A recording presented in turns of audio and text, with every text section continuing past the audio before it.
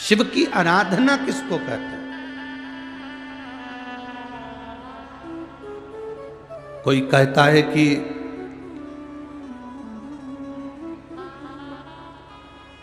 क्यों भटक रहे हो, क्यों जा रहे हो यहां वहां।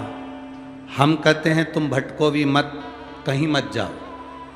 तुम्हारे घर के नजदीक में जो शंकर का शिवालय हो, तुम्हारे घर के नजदीक में जो शंकर का मंदिर हो, शिव मंदिर हो, शिवालय हो, उस शिवालय में जाकर एक लोटा जल प्रतिदिन चढ़ाना प्रारंभ करो।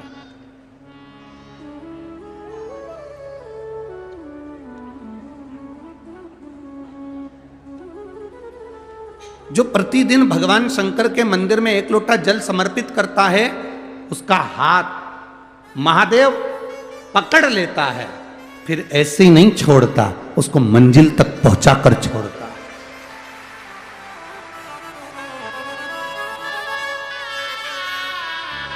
वो ऐसे ही नहीं छूट सकता।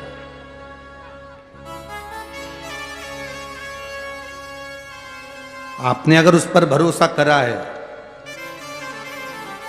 हां, थोड़ा कष्ट हो सकता है, थोड़ी तकलीफें आ सकती है, थोड़ा दुख आ सकता है। जिंदगी में थोड़े थोड़े तकलीफें हर मनुष्य के जीवन में आती है।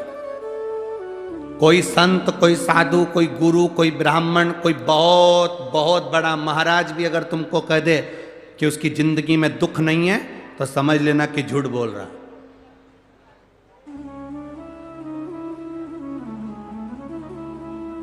मेरे राम जी महाराज भी इस पृथ्वी पर जन्मे तो उनकी जिंदगी में भी दुख आया।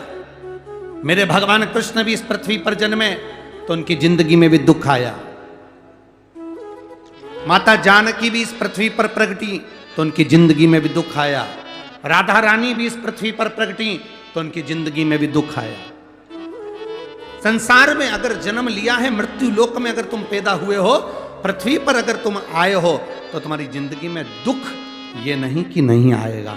हमारे पूर्व के कर्म के अनुसार हमारी जिंदगी में दुख, हमारी जिंदगी में तकलीफें आती है, पर वो दुख मिटेगा कैसे?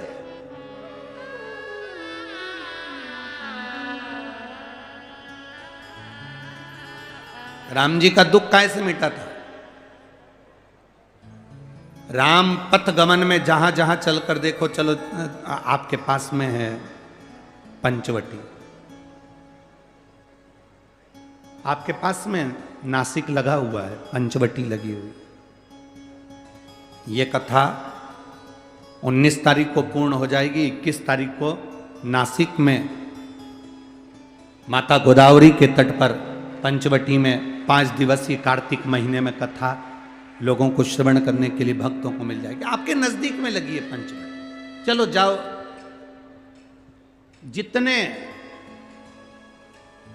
राम जी महाराज अयोध्या से लंका तक गए, उसके बीच में जितने राम जी के मंदिर नहीं है, उससे अधिक शंकर जी के मंदिर हैं। उसका कारण केवल एक है, राम जी जहां रुकते थे वहां शंकर भगवान के शिवलिंग की स्थापना करते थे, पूजन करते थे, और वहां से फिर आगे बढ़ते थे, फिर आगे बढ़ते थे, फिर आगे बढ़ते थे। बिना शंकर की आराधना के, बिना शंकर भगवान को एक लोटा जल चढ़ाए बिना मेरे राम जी महाराज आगे बढ़ते ही नहीं थे। भगवान कृष्ण के जीवन का चरित्र उठाकर देखो। मेरे ठाकुर जी का नियम था, एक लोटा जल चढ़ाए बिना कृष्ण आगे बढ़ते नहीं थे।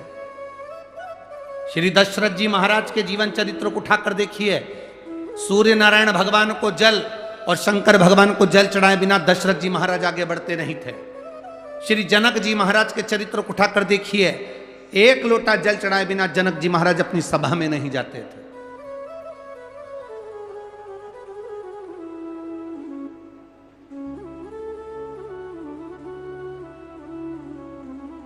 थोड़ी जिंदगी में तूफान आते हैं, कष्ट आते हैं, दर्द आता है, तकलीफें आती हैं,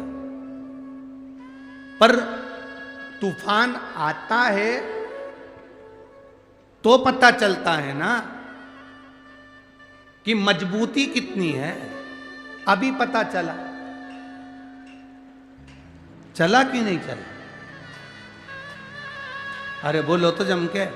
पता चला ना कि मजबूती कितनी है। ये हवा चलती है, तूफान आता है, तब पता चलता है मजबूती कितनी है। उसी तरह दूसरे धर्म के लोग तुम्हें डिगाने के लिए आगे बढ़ते हैं, पर तुम्हारे भीतर का सनातन धर्म दिखा देता है कि मजबूती कितनी।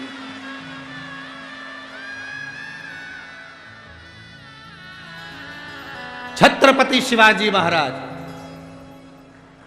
जिनकी माता ने कहा कि बेटा सामने किला है और वो किला मुझे चाहिए। शिवाजी कहते हैं माँ क्या बात करती हो, ये किला वहाँ कितना कितना सैनिकों का बल भरा पड़ा हुआ है और मेरे पास में कुछ भी नहीं है, मेरे पास कुछ भी नहीं।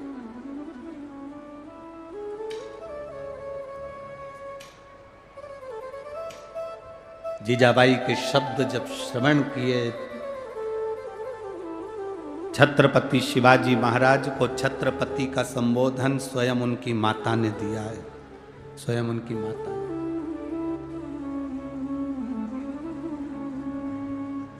कह दिया जीजाबाई, सामने जो किला है वो मेरा है, तुझे मालूम है? हाँ मां, मैंने सुना है ये किला अपना है, फिर कब्जा दूसरे का है। छत्रपति शिवाजी ने कहा बहुत भारी सेना है उसके पास में, बहुत बल है उसके पास में, सेना प्रबल है उसके पास में, मेरे पास इतनी सेना नहीं है। मां ने कह दिया शिवाजी तेरे बस की बात नहीं है, मैं खुद जाऊंगी और किला लेकर आऊंगी। स्वयं शिवाजी ने सुना कि मां स्वयं किला लेने के लिए जा रही है, स्वयं किला। मां